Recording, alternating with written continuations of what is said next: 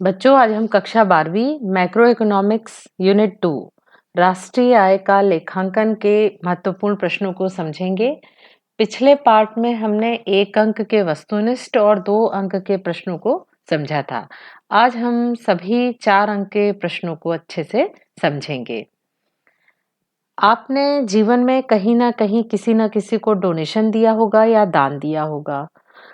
आपको या आपके किसी फ्रेंड को स्कूल में स्कॉलरशिप यानी छात्रवृत्ति मिलती होगी। शादी या बर्थडे पे हम जाते हैं या हमारे घर मेहमान आते हैं तो हम उनको गिफ्ट जरूर देते हैं। वृद्ध लोग आपके आसपास होंगे जिनका कोई भी रिश्तेदार नहीं होगा, उनकी कोई सोर्स ऑफ इनकम नहीं होगी, तो सरकार इन्हें वृद्धावस्था पेंशन देती है। आपने न्यूज़ में ज़रूर सुना होगा कि किसी देश या राज्य में बाढ़ या भूकंप आ गया, तो सरकार ऐसी स्थिति में सहायता राशि देती है। ये सभी उदाहरण सिर्फ इसलिए मैंने लिया है क्योंकि इनमें समानताएं हैं। आपको यह विचार आ रहा होगा कि इनमें क्या समानता है। ये सभी भुगतान बिना उत्पादन में योगदान के प्राप्त होते हैं। इसके लिए इन्हें कोई सेवा या वस्तु का उत्पादन नहीं करना पड़ता। क्या कोई बच्चा है स्कॉलरशिप के बदले में स्कूल में काम करता है? नहीं करता। हम किसी को गिफ्ट देते हैं तो क्या वो बदले में हमारे घर काम करता है? नहीं करता। तो इस तरह से कहने का मतलब है कि बिना सेवा और बिना वस्तुओं के उत्पादन के जो भुगतान किया जाता है उसे हस्तांतरण भुगतान कहते हैं। किसी वस्तु के उत्पादन के मुख्य 4 कारक होते हैं: भूमि, श्रम, पूंजी और संगठन। इनके सहयोग के बिना किसी भी वस्तु का उत्पादन नहीं किया जा सकता। उत्पादन के सेवाओं के बदले में साधनों को जो भुगतान किया जाता है उन्हें हम साधन भुगतान कहते हैं। जैसे भूमि को लगान मिलता है, मजदूरी श्रम को क्या मिलती है? मजदूरी। और पूंजी को हम उधार लेते हैं तो हम बदले में क्या देते हैं? ब्याज देते हैं। और जो साहसी होता है या संगठन होता है उसको लाभ या हानि होती है। इस तरह से इनको जो भुगतान किया जाता है उत्पत्ति के साधन को, इन्हें हम साधन भुगतान कहते हैं। या आप ऐसे भी समझ सकते हैं कि जब किसी वस्तु के उत्पादन या सेवाओं के बदले में जो भुगतान किया जाता है उसे हम साधन भुगतान कहते हैं। हस्तांतरण भुगतान किसे कहते हैं? यह साधन भुगतान से किस प्रकार भिन्न है? पिछले स्लाइड में हमने देखा था कि हस्तांतरण भुगतान क्या है और यह साधन भुगतान से किस प्रकार अलग होता है। हस्तांतरण भुगतान किसी भी सेवा का प्रयोग करने के फलस्वरूप प्राप्त पुरस्कार नहीं है, यह एक तरफा भुगतान है। या हम क्या लिख सकते हैं? वे भुगतान उत्पादन में योगदान दिए बिना प्राप्त होते हैं, उन्हें हस्तांतरण भुगतान कहते हैं। जैसे दान या अनुदान, नगद उपहार, विद्यार्थियों की छात्रवृत्ति, वरिष्ठ नागरिकों को बुढ़ापा पेंशन। पिछले स्लाइड में हमने देखा था ना कि इनको कोई भी वस्तुओं का उत्पादन नहीं करना पड़ता या कोई भी सेवा नहीं करनी पड़ती। इनका जो भुगतान होता है एक तरफा भुगतान होता है। हस्तांतरण भुगतान और साधन भुगतान में से किस प्रकार भिन्न है? तो हम इनका अंतर देख लेते हैं। हस्तांतरण भुगतान एक पक्षीय भुगतान है, जबकि साधन भुगतान द्विपक्षीय भुगतान है। ये द्विपक्षीय भुगतान क्यों होगा? क्योंकि साधन को भुगतान के बदले में काम करना पड़ता है और हस्तांतरण भुगतान में इनको कोई भी सेवाएं नहीं देना पड़ता है, केवल ये एक पक्षीय भुगतान है। हस्तांतरण भुगतान किसी भी सेवा का प्रयोग करने के फलस्वरूप प्राप्त पुरस्कार नहीं है। साधन भुगतान के बदले उत्पत्ति के साधनों को सेवाएं देनी पड़ती हैं। उनको जो भुगतान करते हैं उसे हम साधन भुगतान कहते हैं। हस्तांतरण आय अनार्जित आय है, जबकि साधन आय को अर्जित करना पड़ता है, यानी मेहनत से इसको कमाना पड़ता है। दान या अनुदान, नगद उपहार, विद्यार्थियों की छात्रवृत्ति, वरिष्ठ नागरिकों का बुढ़ापा पेंशन, ये किसके उदाहरण हैं? हस्तांतरण भुगतान के। जबकि साधन भुगतान क्या होते हैं? मजदूरी है, वेतन है, लगान है और ब्याज जो उत्पत्ति के साधनों को भुगतान किया जाता है वो कहलाता है साधन भुगतान। हस्तांतरण भुगतान राष्ट्रीय आय के आकलन में शामिल नहीं की जाती। ये बहुत महत्वपूर्ण बात है कि जब हम राष्ट्रीय आय की गणना करते हैं तो हस्तांतरण भुगतान को शामिल नहीं करते, जबकि साधन भुगतान राष्ट्रीय आय के आकलन में शामिल की जाती है। जब हम राष्ट्रीय आय की गणना करते हैं ना तो उसमें हम साधन भुगतान को शामिल करते हैं। अगला प्रश्न है राष्ट्रीय आय का महत्व लिखिए। किसी भी देश की अर्थव्यवस्था में राष्ट्रीय आय के आंकड़े बहुत महत्वपूर्ण होते हैं। एक देश की राष्ट्रीय आय उसकी प्रगति का सूचक होते हैं। राष्ट्रीय आय के महत्व को निम्न बिंदुओं के रूप में स्पष्ट कर सकते हैं। ये साधारण सी बात है कि यदि किसी राष्ट्र की राष्ट्रीय आय बहुत अधिक होगी, इसका मतलब है कि उस राष्ट्र ने बहुत प्रगति की है। यदि किसी राष्ट्र की राष्ट्रीय आय कम होगी, इसका मतलब है वो राष्ट्र ने प्रगति नहीं की। इसका पहला पॉइंट है आर्थिक विकास का सूचक। किसी देश की राष्ट्रीय आय उसके आर्थिक विकास का सूचक होती है। सामान्यतः जिन देशों की राष्ट्रीय आय अधिक होती है वह आर्थिक दृष्टि से विकसित माने जाते हैं तथा जिन देशों के राष्ट्रीय आय कम होती है वह पिछड़े हुए देश माने जाते हैं। ये पॉइंट तो आप समझ ही गए होंगे कि जिस राष्ट्र की आय अधिक है इसका मतलब है कि वो राष्ट्र विकसित है, और जो राष्ट्र की आय कम है, राष्ट्रीय आय कम है, इसका मतलब है कि वो राष्ट्र कैसे हैं, पिछड़े हुए हैं। जीवन स्तर का सूचक। राष्ट्रीय आय के आंकड़ों की सहायता से देश के जीवन स्तर के बारे में भी पता किया जा सकता है। जिस देश में प्रति व्यक्ति राष्ट्रीय आय जितनी अधिक होती है वहां के नागरिकों का जीवन उतना ही ऊंचा होता है। ये पॉइंट भी स्पष्ट है कि यदि आय अधिक है जिस राष्ट्र की, यानी वहां के नागरिकों का जीवन स्तर कैसा होगा, ऊंचा होगा, और जिस देश की राष्ट्रीय आय ही कम है तो वहां के नागरिकों का जीवन स्तर निम्न होगा। आर्थिक कल्याण का मापक। राष्ट्रीय आय को आर्थिक कल्याण का बैरोमीटर भी कहा जाता है। राष्ट्रीय आय में वृद्धि होने पर आर्थिक कल्याण बढ़ जाता है तथा राष्ट्रीय आय में कमी होने पर आर्थिक कल्याण कम हो जाता है। यानी यदि किसी राष्ट्र की आय अधिक है तो वहां आर्थिक कल्याण अधिक होगा। विकास दर का सूचक। राष्ट्रीय आय में वृद्धि होने वाली वृद्धि दर के आधार पर किसी देश की आर्थिक विकास दर का अनुमान लगाया जाता है। आर्थिक विकास की दर में वृद्धि करने के लिए राष्ट्रीय आय को बढ़ाने का प्रयास किया जाता है। यदि देश की राष्ट्रीय आय अधिक होगी तो विकास की दर भी अधिक होगी। यदि राष्ट्रीय आय कम होगी तो विकास की दर भी कैसी होगी, कम होगी। आर्थिक नीति के निर्माण में सहायक। राष्ट्रीय आय के आंकड़े किसी देश के आर्थिक नीति के निर्माण में भी सहायक होते हैं। इन आंकड़ों से सरकार को रोजगार, साख बचत तथा विनियोग संबंधी मामलों में आर्थिक नीतियां बनाने में सहायता मिलती है। यदि आपको किसी देश की योजना बनाने कह दिया जाए कि उस देश की आप आर्थिक नीति का बनाइए, तो आप सबसे पहले क्या पूछेंगे? सबसे पहले तो आप यही पूछेंगे कि इस राष्ट्र की आय कितनी है। यदि इस राष्ट्र की आय 5 करोड़ है तो आप 5 करोड़ के हिसाब से यहाँ की आर्थिक नीति बनाएंगे। यदि उस राष्ट्र की आय 50 करोड़ है तो फिर आप आर्थिक नीतियां किसके अनुसार बनाएंगे? 50 करोड़ के अनुसार बनाएंगे। तो इस तरह से आर्थिक नीति के निर्माण के लिए क्या आवश्यक है जानना? राष्ट्रीय आय। तुलनात्मक अध्ययन में सहायक। राष्ट्रीय आय के आंकड़ों के द्वारा दो या अधिक देशों की आर्थिक स्थिति की तुलना की जा सकती है। एक ही देश के विभिन्न क्षेत्रों में हो रही प्रगति का भी तुलनात्मक अध्ययन किया जा सकता है। देखिए, दो राष्ट्र, यदि हम कहें कि हम अपनी तुलना किससे कर रहे हैं, मान लो अमेरिका से कर रहे हैं, यूएसए से कर रहे हैं, तो हम सबसे पहले क्या देखेंगे कि अमेरिका की राष्ट्रीय आय बहुत ज्यादा है, इसका मतलब है वो देश विकसित राष्ट्र है और बहुत उन्नति कर चुका है।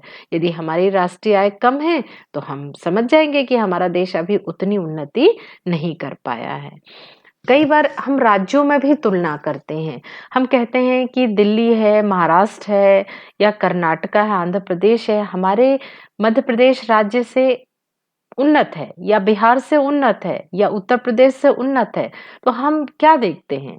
हम देखते हैं कि दिल्ली है या हरियाणा है या फिर महाराष्ट्र है, इनकी आमदनी कितनी है, इनकी आय कितनी है। यदि इनकी आय मध्य प्रदेश से अधिक है, तो हम कहेंगे कि महाराष्ट्र की उन्नति अधिक हुई है। तो जब भी हमको तुलना करना पड़ता है, तो हम किससे करते हैं? उस राष्ट्र की आय से करते हैं।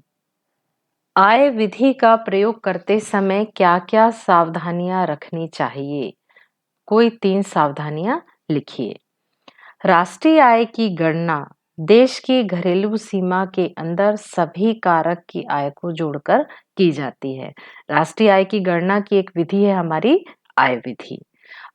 आय विधि से जब हम गणना करते हैं तो हमको बहुत सारी समस्याओं का सामना करना पड़ता है। बहुत सारे प्रश्न आते हैं कि हम किनको आय में शामिल करें और किस मद को आय में शामिल नहीं करें। तो हमको इसके लिए सावधानी जानना आवश्यक है। सबसे पहला है हमारा गैर कानूनी आय। गैर कानूनी ढंग से प्राप्त आय जैसे तस्करी है, कालाबाजारी है, चोरी है, डकैती आदि से प्राप्त आय को राष्ट्रीय आय में शामिल नहीं किया जाता। काला धन भी राष्ट्रीय आय में शामिल नहीं होता। राष्ट्रीय आय में केवल वैधानिक ढंग से अर्जित आय को ही शामिल किया जाता है। आकस्मिक आय। आकस्मिक आय जैसे लॉटरी से प्राप्त आय, किसी गेम शो से प्राप्त आय को भी राष्ट्रीय आय में शामिल नहीं किया जाता, क्योंकि इनके बदले किसी प्रकार की वस्तुओं और सेवाओं का उत्पादन नहीं होता। खुद के मकान का किराया। जिन मकानों में मकान मालिक स्वयं रहते हैं, उनके बाजार मूल्य के आधार पर आरोपित किराया राष्ट्रीय आय में जोड़ा जाता है। मान लो मैं अपने मकान में रह रही हूँ और मेरे घर का अनुमानित जो किराया है वो 10,000 रुपए है। 1 महीने का किराया कितना है? 10,000। तो मैं राष्ट्रीय आय में इसे भी शामिल करूंगी। हस्तांतरण भुगतान। हस्तांतरण भुगतान जैसे छात्रवृत्ति, जेब खर्च, बेरोजगारी भत्ता, वृद्धावस्था पेंशन आदि को राष्ट्रीय आय में शामिल नहीं किया जाता, क्योंकि ये एक पक्षीय भुगतान है। इनसे अर्थव्यवस्था में वस्तुओं एवं सेवाओं का उत्पादन में वृद्धि नहीं होती। यहाँ मैं एक महत्वपूर्ण बात आपको बताना चाहती हूँ कि वृद्धावस्था पेंशन एक तरफा भुगतान या हस्तांतरण भुगतान है। इन्हें राष्ट्रीय आय के आकलन में शामिल नहीं किया जाता, जबकि सेवानिवृत्ति पेंशन एक विलंबित मजदूरी है। यह व्यक्ति को पूर्व में की गई सेवाओं के बदले में दी जाती है, अतः इन्हें राष्ट्रीय आय के आकलन में शामिल किया जाता है। जो आफ्टर रिटायरमेंट जो पेंशन मिलती है, काम करने के बाद जब हम नौकरी से रिटायर हो जाते हैं और जो पेंशन मिलती है, इसको हम राष्ट्रीय आय में शामिल करते हैं। परंतु ये जो वृद्धावस्था वाली पेंशन है, इसको हम राष्ट्रीय आय में शामिल नहीं करते। राष्ट्रीय आय के मापन की दोहरी गणना की समस्या क्या है? इसका समाधान कैसे किया जाता है? ये प्रश्न है हमारा कि जब हम राष्ट्रीय आय की गणना करते हैं, तो गणना में हम 2-2 बार कैलकुलेट कर लेते हैं। कोई भी इनकम को 2 बार कैलकुलेट करते हैं। तो ये समस्या क्या है और इसका हमको समाधान कैसे निकलेगा? राष्ट्रीय आय अर्थात एक वर्ष में उत्पादित समस्त वस्तुओं और सेवाओं के मूल्य के योग से है, और पूंजी से आशय उसे हम कितने बार जोड़ें। यदि हमारी इनकम है, कोई भी हम इनकम का कैलकुलेशन करेंगे, तो हमको केवल एक इनकम को एक बार जोड़ना चाहिए, नहीं तो हमारी जो गणना होगी वो गलत होगी। दोहरे गणना से तात्पर्य किसी वस्तु के मूल्य की गणना एक से अधिक बार किए जाने की आशंका से होता है। राष्ट्रीय आय में केवल अंतिम वस्तुओं के मूल्यों को ही जोड़ा जाता है, लेकिन कई बार अंतिम वस्तु की पहचान करना कठिन होता है, क्योंकि प्रत्येक उद्योग द्वारा उत्पादित वस्तुओं और सेवा उसके लिए अंतिम है। यह समस्या उत्पन्न होती है जब कुछ निश्चित वस्तुओं के मूल्य की गणना एक से अधिक बार कर दी जाती है और ऐसा तब होता है जब हम अंतिम वस्तुओं का मध्यवर्ती वस्तुओं में भेद करने में असफल होते हैं। इसको हम उदाहरण से समझ लेते हैं कि जैसे हमारे पास कपास है, कपास खेत से हुआ, कपास हुआ, धागा बना, कपड़ा बना और अंत में हमारी ड्रेस बन के तैयार हो गई। यदि ये किसान की आय को शामिल कर लेंगे हम राष्ट्रीय आय में, तो ये तो आय एक बार जुड़ गई। फिर कपास वाला भी अपनी इनकम को जोड़ देगा, फिर धागा वाला भी अपनी इनकम को जोड़ देगा, जिसमें एक बार कैलकुलेशन हो गया कपास का, 2 बार हो गया, 3 बार हो गया और कपड़ा वाला भी अपनी आय को जोड़ देगा, तो ये 4 बार हो गया और अंत में ड्रेस वाला भी जोड़ लेगा, यानी 5 बार। ये कपड़े का कैलकुलेशन कितने बार हो गया? 5 बार हो गया।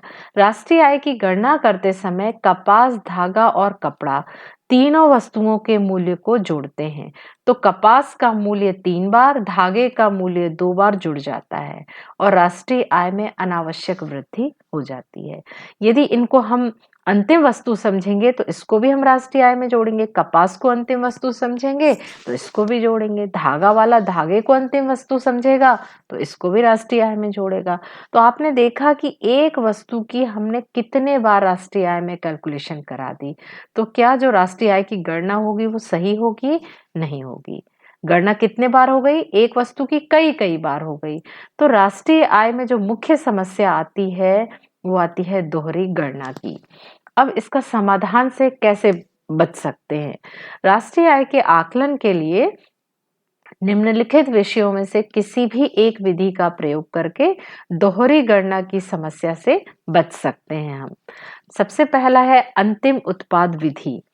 इस विधि के अनुसार राष्ट्रीय आय के अनुमान लगाने के लिए केवल अंतिम वस्तुओं और सेवाओं को लिया जाता है। जैसे कि हमने ड्रेस देखा था ना, तो राष्ट्रीय आय में हम केवल किसके मूल्य की गणना करेंगे? केवल ड्रेस की। मध्यवर्ती वस्तुओं को नहीं। अंतिम वस्तुएं वे वस्तुएं होती हैं जो उत्पादन की सीमा को पार कर चुकी है और अंतिम उपभोक्ता के द्वारा उपभोग के लिए तैयार है। पिछले उदाहरण में हमने देखा था कपास, फिर धागा, धागा से कपड़ा बना और कपड़ा से क्या बन गया? ड्रेस। तो ये मध्यवर्ती वस्तुओं को हम शामिल नहीं करेंगे। केवल जो तैयार ड्रेस है, जो उपभोक्ता के पास जाने को तैयार है, उपभोक्ता इसका उपभोग करने तैयार है, इसी ड्रेस को बस हम राष्ट्रीय आय में शामिल करेंगे। दूसरा एक तरीका है दोहरी गणना से बचने का, मूल्य वृद्धि विधि। ये भी राष्ट्रीय आय की गणना की एक विधि होती है, मूल्य वृद्धि विधि। मूल्य वृद्धि विधि के अंतर्गत प्रत्येक उद्यम द्वारा की गई मूल्य वृद्धि को ही राष्ट्रीय आय में जोड़ा जाता है। मूल्य वृद्धि से आज आशय उत्पादन की प्रत्येक अवस्था में प्रत्येक उद्यम द्वारा वस्तु के मूल्य में की जाने वाली वृद्धि से है। यानी हम दो विधि की गणना यदि हम करते हैं, अंतिम उत्पाद विधि या मूल्य वृद्धि विधि, यदि हम राष्ट्रीय आय की गणना इन दो विधियों से करते हैं तो हम दोहरी गणना से बच सकते हैं। राष्ट्रीय आय अर्थात एक वर्ष में उत्पादित समस्त वस्तुओं और सेवाओं के मूल्य के योग से है। और पूंजी का क्या मतलब होता है? पूंजी से आशय उस संपत्ति से है जिसका प्रयोग हम आगे या भविष्य में उत्पादन करने के लिए करेंगे। तो पूंजी का निर्माण कौन करता है? जैसे बैंक में जमा राशि है, कंपनी के शेयर हैं, मशीन है, ट्रक है और उद्योग हैं, ये सब क्या कहलाते हैं? ये सब पूंजी कहलाते हैं। और पूंजी का जो निर्माण है वो पिछले वर्षों में हुआ होता है, परंतु इसका हम आगे उत्पादन को बढ़ाने में इसका प्रयोग करते हैं। हमारा प्रश्न है राष्ट्रीय आय और राष्ट्रीय पूंजी में अंतर बताइए।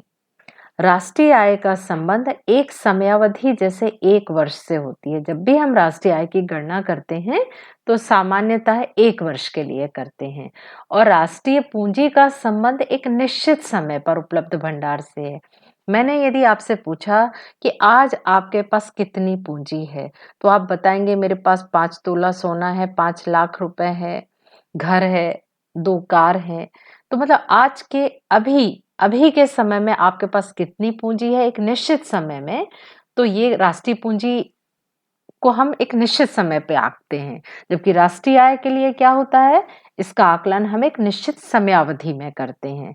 इसीलिए राष्ट्रीय आय क्या होती है? एक प्रवाह होती है, जबकि राष्ट्रीय पूंजी कैसी अवधारणा है? स्टॉक की अवधारणा है। राष्ट्रीय आय में सेवाएं शामिल होती हैं, जबकि राष्ट्रीय पूंजी में सेवाएं शामिल नहीं होती।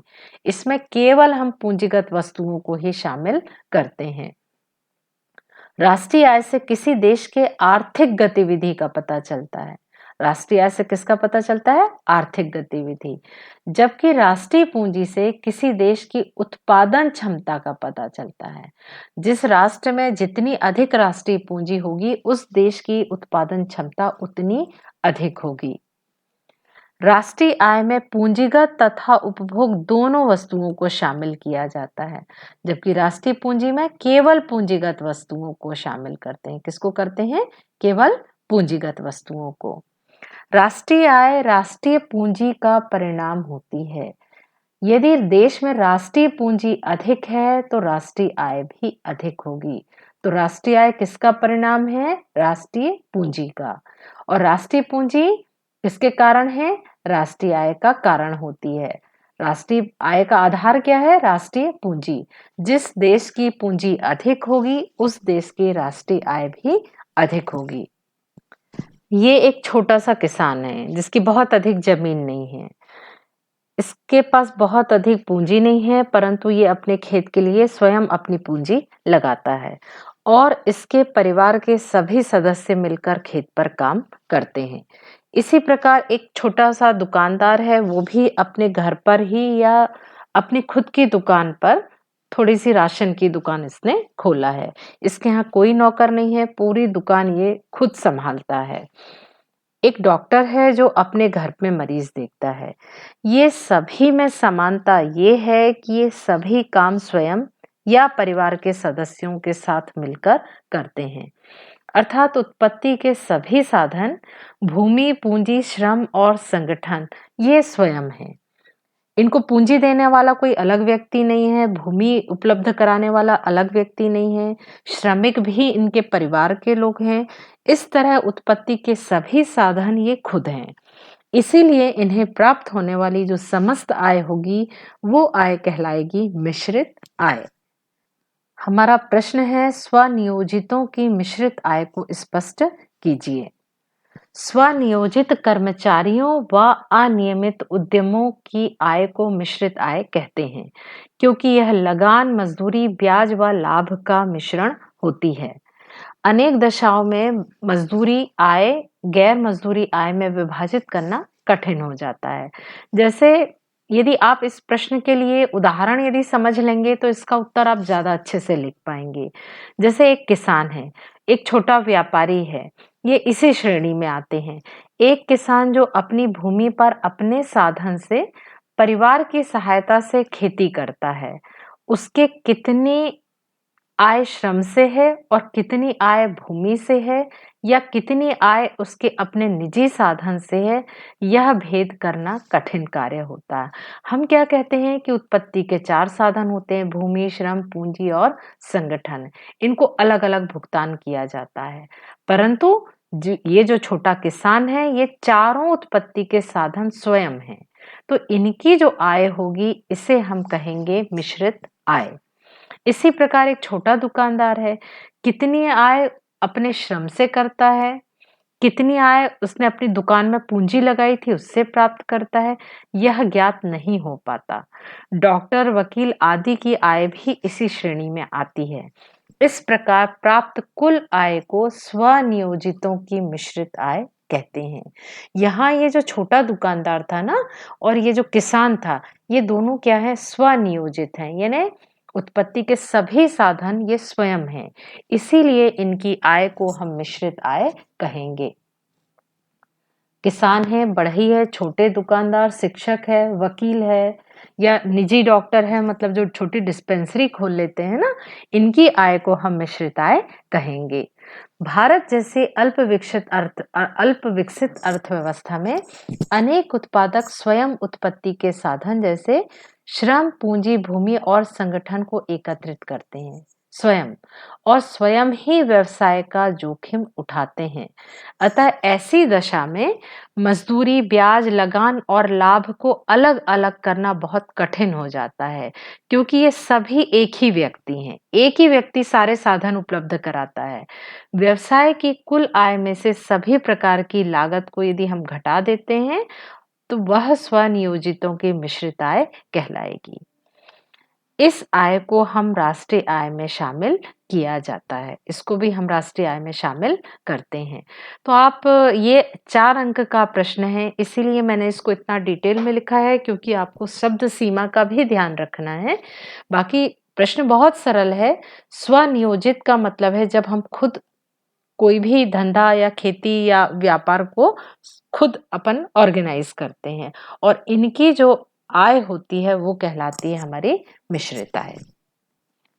राष्ट्रीय आय हमको किसी देश की निकालना है, तो राष्ट्रीय आय से तात्पर्य क्या होता है? अर्थव्यवस्था में किसी वस्तु के उत्पादन के सभी अंतिम वस्तुओं और सेवाओं के योग को हम राष्ट्रीय आय कहते हैं।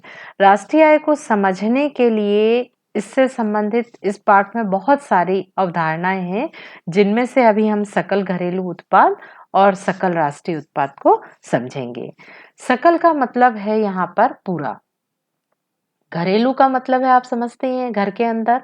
यदि ये राष्ट्र एक घर है तो इस घर के अंदर। सकल घरेलू उत्पाद यानी इसका मतलब है यहाँ पर मुख्य क्या है? भौगोलिक सीमा। यहाँ इंपॉर्टेंट क्या है? भौगोलिक सीमा। इसको जब हम सकल घरेलू उत्पाद की गणना करते हैं, तब देश की घरेलू सीमा में रहने वाले सभी नागरिक और विदेशी नागरिकों की आय को भी शामिल करेंगे।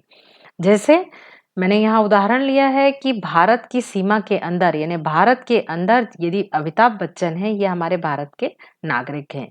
इनके द्वारा जो प्राप्त आय है ये राष्ट्रीय आय में शामिल होगी। कब? सकल घरेलू उत्पाद में। और ये विदेशी नागरिक हैं कैटरीना कैफ, यदि ये हमारे देश की सीमा के अंदर उत्पादन करती हैं या ये इनकम कमाती हैं, तो इनकी आय भी सकल घरेलू उत्पाद में शामिल होगी, क्योंकि ये भी कहाँ पर रहकर कमा रही हैं? हमारे भारत की सीमा रेखा के अंदर। इसीलिए ये सकल घरेलू उत्पाद में इनकी आय भी शामिल होगी। भले ही ये विदेशी नागरिक हैं, लेकिन इनका काम कहाँ हो रहा है? हमारे देश के अंदर। दूसरा है सकल राष्ट्रीय उत्पाद। सकल राष्ट्रीय उत्पाद एक व्यापक अवधारणा है। सकल राष्ट्रीयता का संबंध राष्ट्रीयता से है। जैसे अमिताभ बच्चन जो आय प्राप्त करेंगे उसको हम राष्ट्रीय उत्पाद में शामिल होगा। अंबानी जी की भारत में उद्योग से प्राप्त आय तथा उनकी बहुत सारी कंपनियां विदेशों में हैं।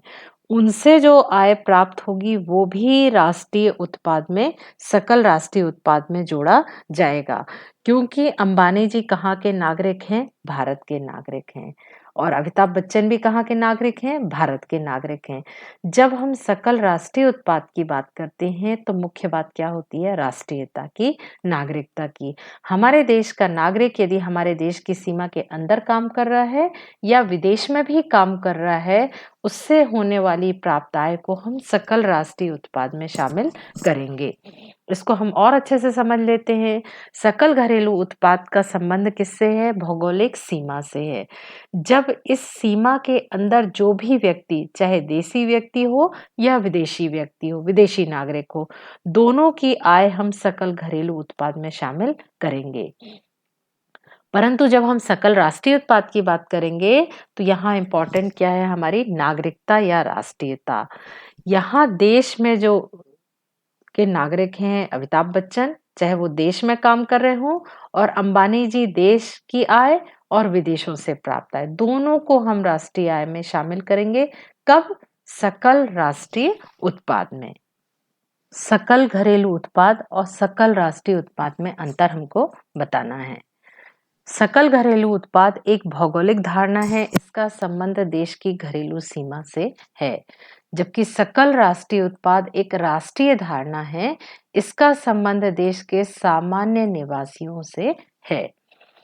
सकल घरेलू उत्पाद से तात्पर्य एक देश की घरेलू सीमा में उत्पादित समस्त अंतिम वस्तुओं और सेवाओं के मौद्रिक मूल्य के योग से है। जबकि सकल राष्ट्रीय उत्पाद से क्या तात्पर्य होता है? एक देश के सामान्य निवासी, देखिए यहाँ अंतर दिख रहा है, घरेलू सीमा एक देश की घरेलू सीमा, जबकि राष्ट्रीय उत्पाद आता है तो एक देश के सामान्य निवासियों के द्वारा उत्पादित अंतिम वस्तुओं और सेवाओं के मौद्रिक मूल्य के योग से है। इसको हम जीएनपी या सकल राष्ट्रीय उत्पाद कहते हैं। सकल घरेलू उत्पाद के मूल्यों में विदेशों से प्राप्त साधन आय जोड़ने पर जीएनपी का मूल्य प्राप्त होता है। यानी हमको जीडीपी निकालना है, सकल घरेलू उत्पाद निकालना है, तो हम क्या करते हैं? जीएनपी। जीएनपी क्या है? सकल राष्ट्रीय उत्पाद। सकल राष्ट्रीय उत्पाद में से विदेशों से प्राप्त आय को हम घटा देंगे। जबकि हम जीएनपी निकालेंगे तो क्या करेंगे? ये जो जीडीपी है ना, इसमें हम विदेशों से प्राप्त जो साधन आय है इसको हम जोड़ देंगे, तो हमको क्या प्राप्त हो जाएगा? जीएनपी प्राप्त हो जाएगा। यदि विदेशों से प्राप्त साधन आय ऋणात्मक है तो इसका मूल्य जीएनपी के मूल्य से अधिक होगा। यदि विदेशों से प्राप्त शुद्ध साधन आय धनात्मक है तो इसका मूल्य जीडीपी के मूल्य से अधिक होगा।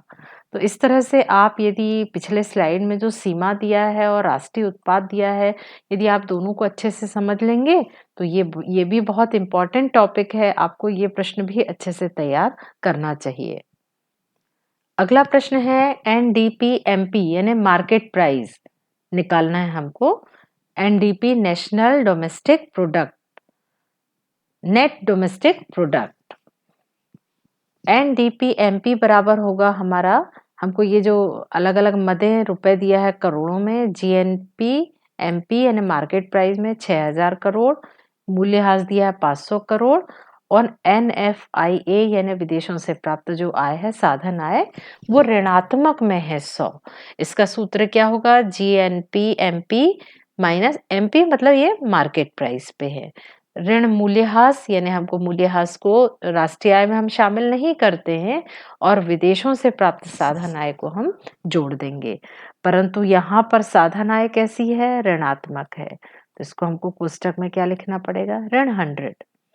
तो इस तरह से 6000 में से हम 500 घटाएंगे तो 5500 आएगा माइनस 100, क्योंकि ये प्लस माइनस क्या हो जाएगा?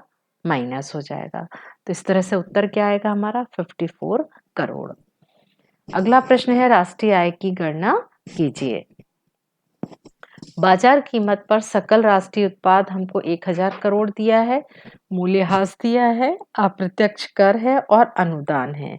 हमको राष्ट्रीय आय हमको दिया है बाजार कीमत पर सकल राष्ट्रीय उत्पाद, तो हमको क्या निकालना है? बाजार कीमत पर शुद्ध राष्ट्रीय उत्पाद, एनएनपी। एनएनपी का सूत्र क्या होगा? बाजार कीमत पर सकल राष्ट्रीय उत्पाद में से हमको मूल्यह्रास तो हमेशा हमको घटाना पड़ेगा, अप्रत्यक्ष कर क्या होता है? राष्ट्रीय आय में जुड़ जाता है, और ये अनुदान क्या था? हस्तांतरण भुगतान था। हमने पिछले स्लाइड में पढ़ा था ना कि अनुदान या दान होता है, इसको हम राष्ट्रीय आय में शामिल नहीं करते, तो इसको हम क्या कर देंगे? घटा देंगे। ये वैल्यू रख दीजिए, ये देखिए 1000 करोड़, मूल्यह्रास घटा दिया हमने 200, 150 अप्रत्यक्ष कर को जोड़ देंगे और माइनस अनुदान हम हस्तांतरण आय को घटा देंगे, तो इस तरह से हमारा उत्तर कितना आ जाएगा? 700 करोड़। इस तरह से ये यूनिट कंप्लीट होती है। आप नोट्स बना लीजिए और यदि आपको कोई भी डाउट है तो आप मेरे से पूछ सकते हैं। Thank you.